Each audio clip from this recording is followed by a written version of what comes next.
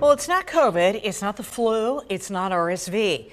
Carlisle High School is seeing more cases of whooping cough. One doctor says this outbreak is unusual. Sonica Bargo joins us now with more. Sonica. Alicia, Valerie, young kids are the ones who usually get whooping cough. They're also the ones most at risk of getting seriously sick, but high school students, not so much. One doctor tells me this could be a sign of a larger problem. Pertussis is unusual. Pertussis, commonly known as whooping cough, is making a reappearance. I haven't seen a pertussis outbreak around here for a long time. But there is one in Carlisle High School. The school district says there are 10 confirmed cases. Whooping cough starts with cold symptoms and eventually coughing fits. They usually end with a deep inspiration, which causes a whoop. Sometimes people actually throw up. UPMC infectious disease specialist Dr. John Goldman says high school cases are unusual. The disease is more common in young kids. You wonder if the people who got it were vaccinated.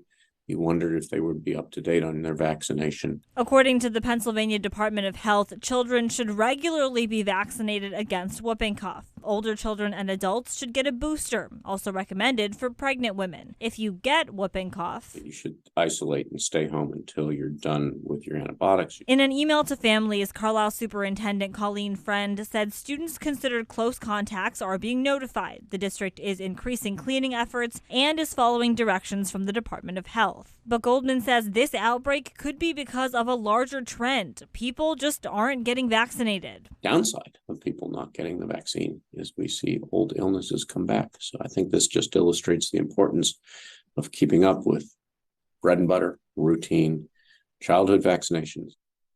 Dr. Goldman tells me if you have any symptoms of any virus, you should stay home. But if your kid has those symptoms and goes to Carlisle High School, it is worth having a doctor test them for whooping cough. In the studio, Sonica Barco, Alicia, back to you.